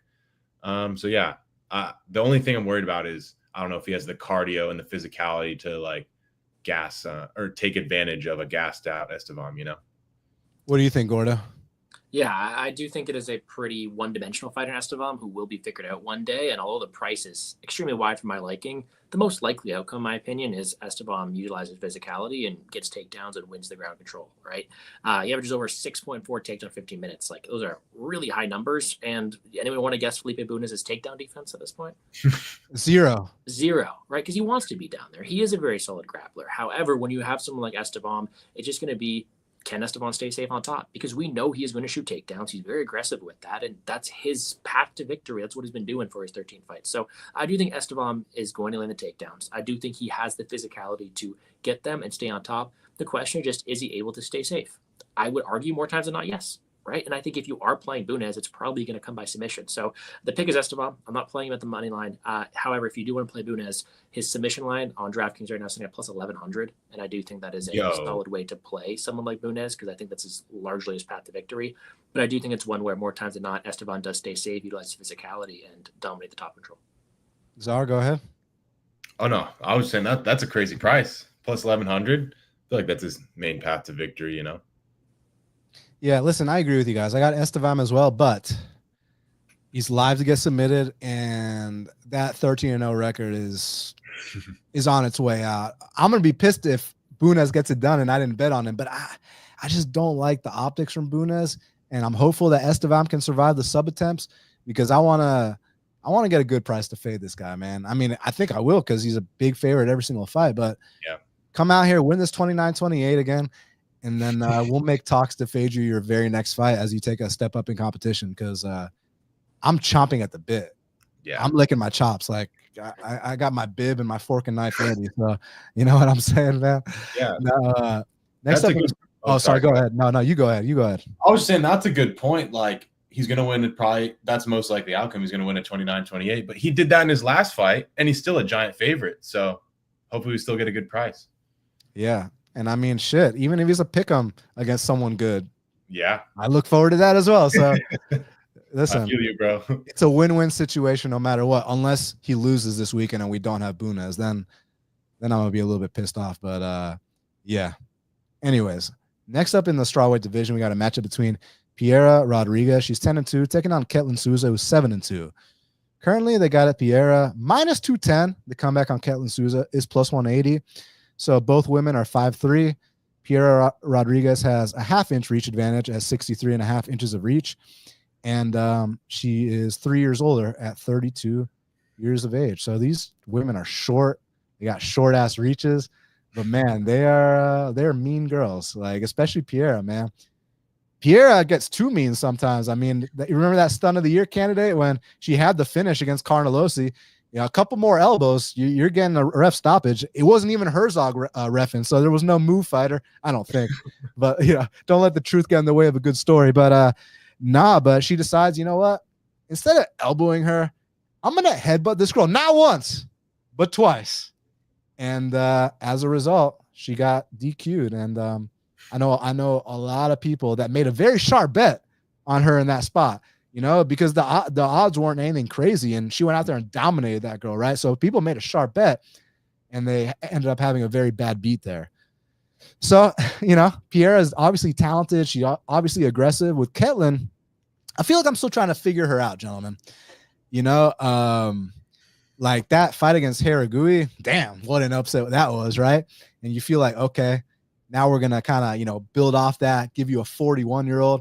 Then she drops the split decision. It's like, So, Gordo, how do you kind of assess Ketlin Souza? Because I know exactly who Piera Rodriguez is, right? Whereas I'm still figuring out who Ketlin Souza is, and how do you see this matchup going down? Yeah, I actually picked Angela Hill last time against her, but she does have a completely different game plan than someone like Piera Rodriguez does. I think when you look at Ketlin Souza's envision of how she wants to fight, is she's looking for the finish, which is really, really rare in this women's division. But she is someone who wants to go out there, either find the early submission or look to stalk you down and land big power shots on the feet. Piera Rodriguez, though, I think is someone who is just a pretty well-rounded fighter, right? You look at her at the start of the UFC career, it's been, although she's landed a takedown in every fight, originally she was there to strike. She's got good kicks. She wanted to keep it on the feet against Jillian, even though everybody does. But recently it's been those takedowns. I mean, she's been spamming them, has been looking pretty good doing so. And we have seen Ketlin Souza taking advantage of on the mat, lose some exchanges there, be controlled, be submitted. So I do think it's a spot where on the feet, Ketlin Souza is going to pose a big advantage. Although Rodriguez has more weapons, I think, in terms of the kicks, I think I favor the forward pressure of Souza to go out there and land a big shot. but the X factor is probably going to be Piera Rodriguez to go out there, land those takedowns, win the minutes with the control time. And as long as she's not headbutting people, I do think she's typically able to go out there and win the optics with the terms of the grappling. So I do think that although the striking may be close, the reason the line is favored towards Piera is because she has the grappling path, and I do think more times than not she goes towards it, especially considering how often she's been doing so. I think she looked amazing against Knudsen. I did not expect her to go out there and win that fight, and 8 takedowns, put on a wrestling shoe is good for her. Against Souza, although you have a little bit more inherent risk in terms of the fact that Souza probably can compete for an opportunistic submission, that's how you beat her most of the time, is you take her down, you control her, you stall her. However, I don't think she's lost in the feet either. So I was very close picking Souza because I do like her physicality, and I do think she is someone who can go out there and pull a win out of her ass and go forward and land big shots. But at this point in time, I do think the X factor is Piera's wrestling. I do think that's how she gets it done. What do you think, Zar? Yeah, pretty similar. Like, that's the main difference is I see Piera, being more physical and getting on top. She on the feet, like, I think it's going to be competitive. Like, Piera hits hard and is aggressive, but I think Souza's a little faster, more slick. So I slightly favor Souza on the feet, but if anyone's getting top time and, just like clearly winning a round based like just on top time, I see it being Piera. So I get why she's favored. So yeah, I'm picking Piera. I don't think I'm going to lay the like 220s that she is, but yeah, maybe it gets steamed too far and I take a poke on Souza, but I do think it's probably going to be a Piera decision by, wrestling physicality. I got to admit, like I said, I'm still taking notes on Souza. I need to find out who exactly she is, but if Marnik Man can get over 2 minutes of top control on you, I'm pretty confident a lot of other people can too. You saw Angela Hill do similar things. And now with Piera, who is aggressive, who's intentional, sometimes, a little bit over intentional, but I think that, she's not going to do something like that again.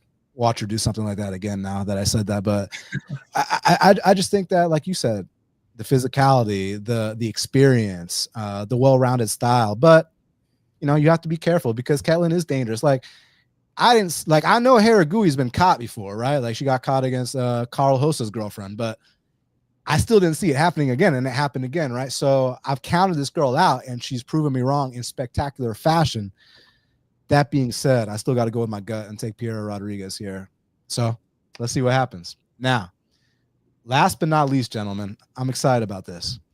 In the featherweight division, we got a match between Austin Bashi, he's 13-1, taking on John Yanis, who's 9-3.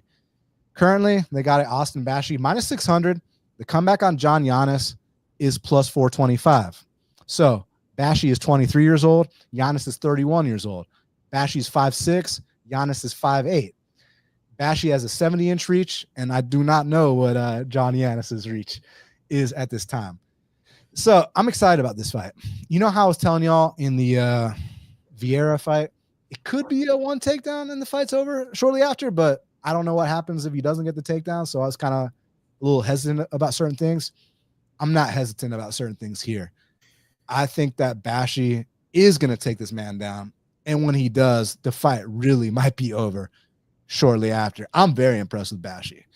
Like, on his regional scene, this guy is an insane grappler, man. The way he and he's able to kind of put it all together with MMA, like combine his striking to his takedowns to his submissions. His back takes are absolutely nasty. If you watch that fight with Christian Rodriguez, man, firstly, big shout out to Christian Rodriguez for that performance. Christian Rodriguez is like the best fighter on planet Earth when he's fighting an undefeated prospect. This guy goes out there, he hands Cameron Simon his first ever L. Hands, what was the next one that he handed? Oh, Isaac Dulgarian, his first ever L. Then he goes out there and hands Austin Bashi his first L. But then when you see Christian Rodriguez in there with like seasoned vets, like Rosa, like Costa, kind of pulls stunts a bit. So I'm curious what happens with Andre Fili and Christian, because Andre Fili is such a seasoned vet. Those have kind of been the spots where Christian's dropped the ball. So I'm very curious. But against undefeated prospects, man, Christian looks so experienced in there. And the way he was Granby rolling against Austin Bashi is something that, Mr. Giannis doesn't do. And B, the kind of thing where like you're going to see a kid like Bashi go back to the gym, because he was 13-0 coming in that fight Again, he thought he was God's gift to fighting. He thought no one can stop my takedowns. No one can scramble with me. No one can defend my submissions. He thought he was just going to come in here, win a couple fights, get to a title shot, win the belt, and that was going to be that. So having that experience with Christian Rodriguez, in my opinion, was the best thing that ever happened to Austin Bashi. And now I do see that run starting, and it starts with John Yanis. Look, I like Yanis. I think the kid's tough. You know, it says he's 9-3. He could arguably be 11-1 because 2 of those losses are close split decision type fights, right? But the one loss that wasn't a close split decision type fight, he fought Daniel Wanderley's son, Gabriel Wanderley, right? And I want to say it was a 1 takedown situation. It wasn't, actually, because they actually had some interesting scrambles early on. But in that second round, it was a 1 takedown situation. 1 takedown, and the fight was over shortly after. Let's fast forward. Has this guy made improvements? Yes, I think so. You look at that Nick Aguirre fight, right? And here's what I like about John Yanis. His initial sprawl is pretty decent, and he's kind of tricky with his boxing because he is a southpaw, and if he feels like you're going to stand with him for a bit, he'll let his hands go without an issue, man. And he, like I said, he is tricky from that southpaw stance. He actually has a little bit of underrated power too. So you don't want to sleep on this guy striking. But like I said, the first level takedown defense is there. But once you get past that and you put this guy on his back, he's going to start to accept that bottom position. And against Bashi, there ain't going to be no Granby rolling in this fight. I'm telling you that right now, confidently. Bashi's going to take this man down.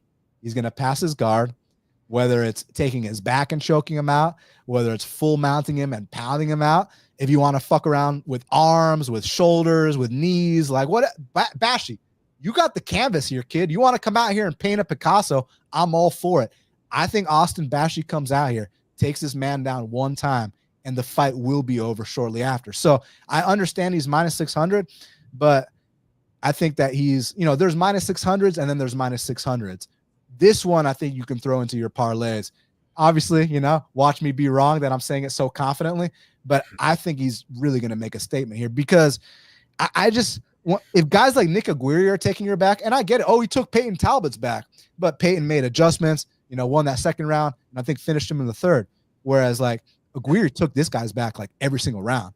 So I'm just saying, man, if guys like that are taking your back, Bashi is not just going to take your back. Bashi is going to strangle you, possibly break your jaw if you don't tap quick enough. So, Czar, man, I think Bashi's covering that price and then some.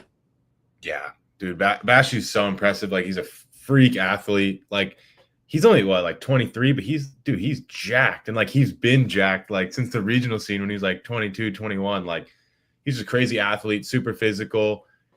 Like, sets a crazy pace, does everything 100%, and like still somehow doesn't really slow down that much. Like, with the pace he was setting versus C-Rod, I was like, oh, round 3, he's gonna be dead tired. But like, he slowed down a little bit, but he was still there shooting takedowns. Like, with like someone that like inexperienced and doing everything 100%, like everything on the feet is 100% speed, 100% power, shooting like a shit ton of takedowns. Like, I was super impressed that he didn't like gas out. And yeah, like you said, that Wanderlei fight, that was a crazy one. Like, he showed some heart round 1. Like, Wanderlei took his back, you know, had his arm in the body triangle, so it was like 1 arm versus 2 arm, and he somehow survived. Round 2, he does the same thing, he couldn't survive. But you know, Giannis, he's a dog. Like, he's got heart. He's been cracked on the feet a couple times, but you know, he showed some heart, and he can crack on the feet too. I just think like he's more of like a 5-round style. Like, he's got, you know, he stays calm, he's got good cardio, durable, and he like takes over later. Like in the Aguirre fight, like he got controlled for 3-4 rounds and then ended up getting the finish. But I don't think this is a 3-rounder, and I think Bashi's way more physical, way better cardio than a guy like Aguirre, and way more dangerous. So yeah, I kind of agree. I think it's either a dominant decision or a finish by Bashi. What do you think, Gordo? I just think it's poetic. I mean, we started this video with this main event fighter who used to be undefeated, coming off of a loss against a grizzled vet and has now have 1 loss, looking for redemption. And now we're ending it with this guy who was undefeated, who's coming off a loss against a vet, also looking for redemption. The difference is In the main event, Taira's got this undefeated prospect, pretty well rounded, and instead Bashi has this guy who's, albeit pretty good, but who has a flawed fighter who's lost fights, who's making his UFC debut. So kind of poetic in that way, but truly, I do agree that Bashi is a prospect to look out for. Like you said, he's 23 years old, and he has been looking phenomenal. Since his Contender Series performance, it's a guy we knew we had to look out for, and it's hard to fault anybody for a loss against C-Rod, who is that prospect killer. You even forgot he went out there and he finished Raul Rosas as well, or he beat Raul Rosas as well. So another prospect he killed there as well. But Bashi is someone who is just DraftKings gold and a very fun fighter to watch. He attempted 15 takedowns in his Contender Series fight and 18 in his last one against C-Rod. Like, this is, shout out Frank, this is a great matchup for him to go out there and continue to showcase, because he has an opponent in front of him who not only has been submitted, but has been taken down in a lot of these fights here as well. And that's as recently as his last fight. You're right. As recently as his last fight against people who are not at the level of Bashi. Bashi, like I said, 23 years old, still improving, and just this great grappler wrestler that I think is to showcase that here. Again, like we said in other matchups, there's a clear A side to this matchup, and I do think it's Bashi, and he is someone who is going to be showcased against a guy who I think can compete against some low-level fighters. Bashi, I think, is a level above, especially on the mat. So no hot take here. I think Bashi will go out there, take him down, control him, and although Giannis is a guy who I do think could win some striking exchanges, Bashi doesn't typically allow them. Like, he goes out there, he shoots a takedown, he gets them, and he is going to do some devious things to Giannis on the mat here. So I like Bashi. I can't believe that he went out there and was opened up, minus 250, I think, in this spot here. He was bet up accordingly early. But I do think Bashi wins this one. I think he looks dominant doing so, and I do think this guy could be a problem here. Hey, real quick, look up what happens if we add Bashi to the Argentina parlay. Does it turn it into dog money or not? Because if it does, man, we might have to give our first ever 3-leg parlay here. I think it's plus 100. Right on the dot. Right on the dot. Hey, listen, man, I don't always advocate 3-team parlays, but when I do, no, but listen, like Bashi, I'm more confident about Bashi than any other favorite on this entire card, for better or for worse. So, let's see what happens, gentlemen. Read a couple comments from the chat, then we'll get out of here.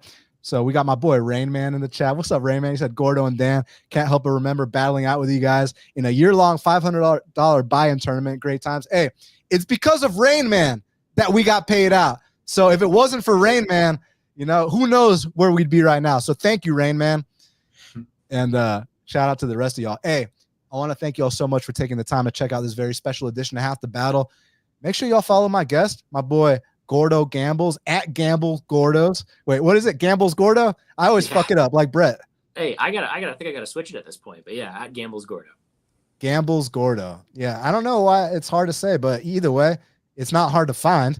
So make sure y'all find him. And my boy Czar, at ZarBets_. And make sure y'all check out Parlay Madness every Thursday. I'm a big fan of that show, man. I love that show. So you, James, JB, y'all kill it, man. Any message for the fans, Gordo?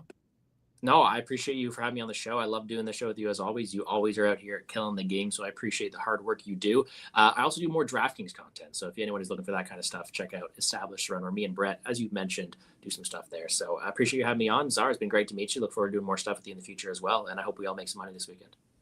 Czar, any message for the fans? I just want to say thank you to Dan. It's my first time being a guest on a show, and it's crazy. I've been watching this show for years, and Dan's an OG, so it's crazy to be here. So thank you. No, the pleasure's all mine. Evan wants a 5-team parlay. Look, this is what we're gonna do, Evan. I'm gonna give you the first 3 legs, and then my 2 brothers can give you the rest. So we're gonna go Bashi, we're gonna go Taira, and then what do you think, Gordo? Vallejos? Vallejos, but how chalky do you want to be? Because Rinya. Fuck it. He said 5 leg. He didn't specify anything else. Dude, you take the Argentinians, Bashi, and Nakamura and Taira, and there's 5 chalky dogs. I think all should win pretty easily. What do you think, Czar? I was gonna say Rinya, so yeah, I'm with it. All right, so it's Bashi, Rinya, the 2 Argentines, and Taira. Anyone know what we're looking at? What are we looking at numbers wise? We are who do I need? 5 people plus 219 on. Okay. Listen, I know it's chalky as hell, but hey, at least we're over the plus 200 mark. So Evan, I hope that cashes. To the fans, thank you all so much for checking out this very special edition of Half the Battle. Smash that like button, hit the subscribe button, help me get to 10K subscribers. Leave me a comment, and I really appreciate it. So y'all know where to check me out on Twitter at Best Fight Picks, on Instagram at Half the Battle Pod, on TikTok at Half the Battle Podcast. Shout out Meticulous for everything behind the scenes. You're the man. And shout out to the fans. Shout out to my guests. And until the next time, let's cash these bets.